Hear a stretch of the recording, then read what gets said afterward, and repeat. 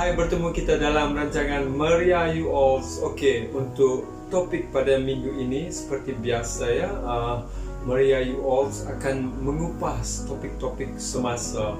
Dan pada minggu ini kita akan mengupas tentang kisah pengait ataupun lebih dikenali juga sebagai penanggal kepala. Tapi adakah cerita tentang pengait ini benar terjadi atau sekadar kabar angin saja? Setakat ini tidak ada yang mengesahkannya. Namun begitu, ianya menjadi satu bualan hangat dan sangat-sangat popular serta menjadi viral saat ini, khususnya di Sabah. Banyak juga ya kisah-kisah mengenai pengait yang diceritakan di dalam WhatsApp group dan ianya tersebar dengan begitu luas. Mari kita dengarkan beberapa petikan daripada WhatsApp group. Kasih mati! Kasih mati! Kamu kasih mati! Oh, Akbar, Allah Akbar. Ini lokasi di Kampung Palembang, hati kamu ah. Nah, kamu kasih mati, Bah. Kamu bujak, Bah. Macam mana dong buat orang? Kamu buat. Kamu kasih mati.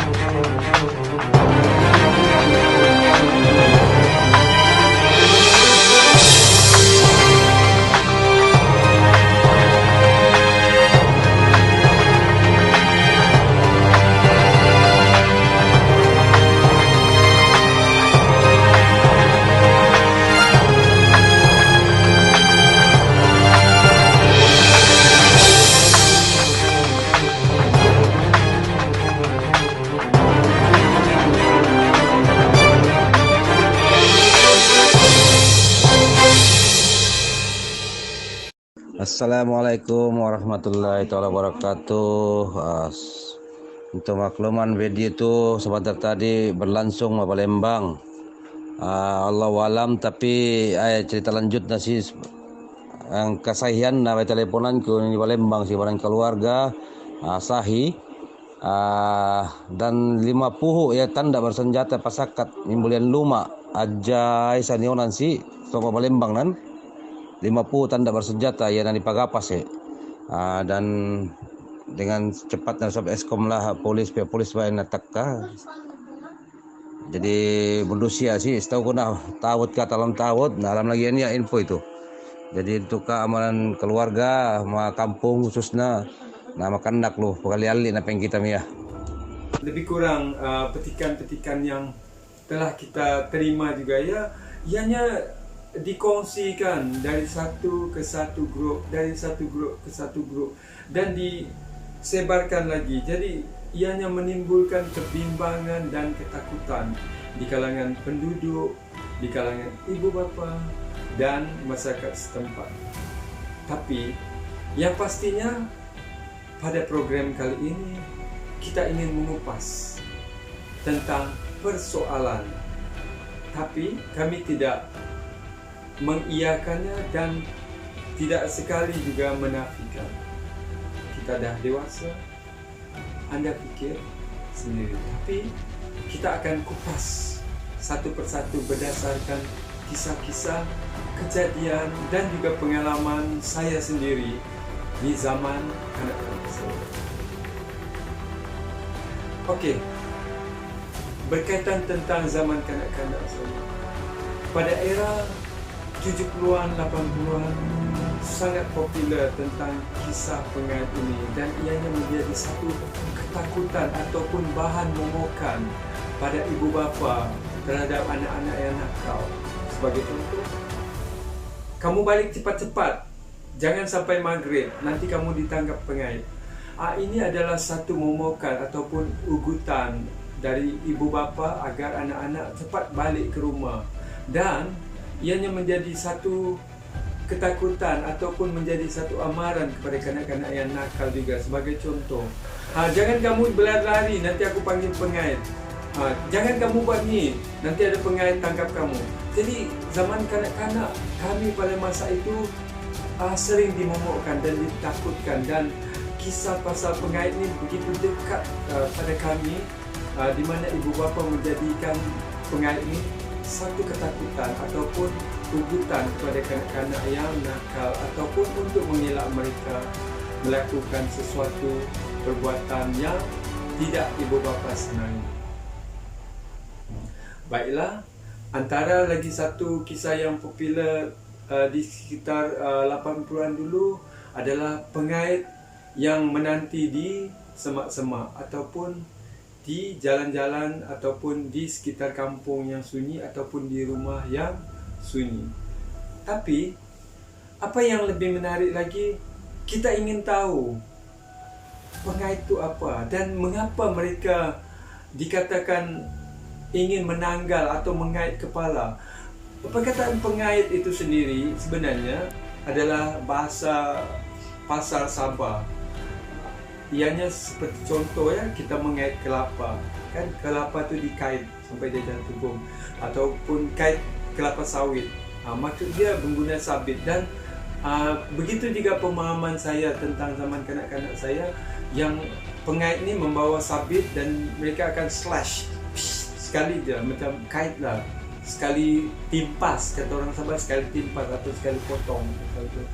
Jadi dianya menjadi satu higauan ngeri dan kami sangat-sangat takut. Dan soalnya masa-masa pergi ke sekolah tu kami akan berjalan berkumpulan, sebab kami akan dipesan oleh ibu bapa jangan bertemu sesiapa di sekolah. Nanti kalau ada orang beri gula-gula atau kalau ada orang ajak naik kereta, lari daripada mereka, elak. Sebab ini antara langkah berjaga-jaga yang dipesan oleh ibu bapa agar kanak-kanak tidak menjadi mangsa. Tapi benarkah wujudnya pengait ni?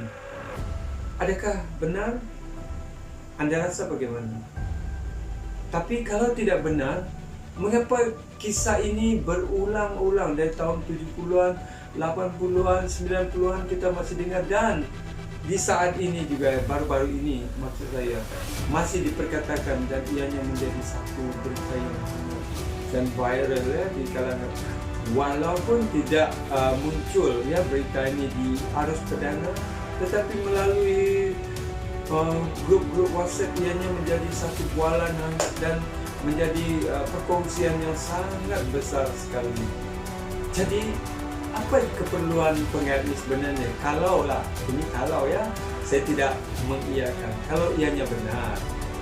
Tapi menurut kabar anginnya, ini kabar anginnya, yang pengait ini diupah oleh sesuatu syarikat ataupun agensi ya untuk mendapatkan satu kepala, dan ianya tidak boleh diambil dari kepala orang mati. Ianya mesti fresh daripada orang yang masih hidup, di slash macam tu, ditimpas lah ya. Jadi mengapa? Sebab ianya adalah satu keperluan. Kerana kalau dari kepala orang mati senang aja, mudah aja didapat ya.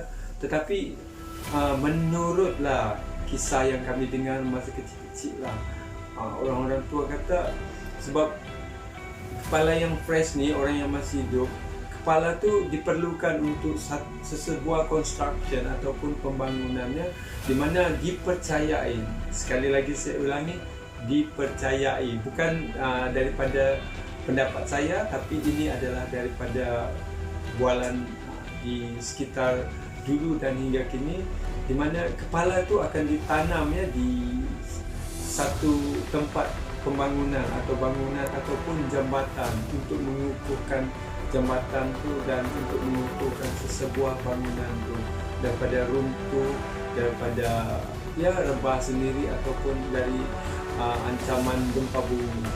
Pernah tak dengar ada sebuah bangunan yang masih utuh walaupun gegaran kuat. Ini adalah antara satu yang orang perkatakan mesti ada di panang kepala. Jadi ianya menjadi satu kisah yang tersebar dari mulut ke mulut, dari mulut ke mulut. Tapi bila ianya tidak keluar di arus perdana, ianya menjadi satu kes terpencil ataupun hanya bualan antara sesama masyarakat saja. Jadi kalau anda ingin kepastian, dan mungkin juga ada banyak lagi kisah-kisah yang orang alami ataupun pernah dengar dan berkaitan tentang hidup di zaman kanak-kanak mereka pun ada yang berkaitan juga tentang pengat ini.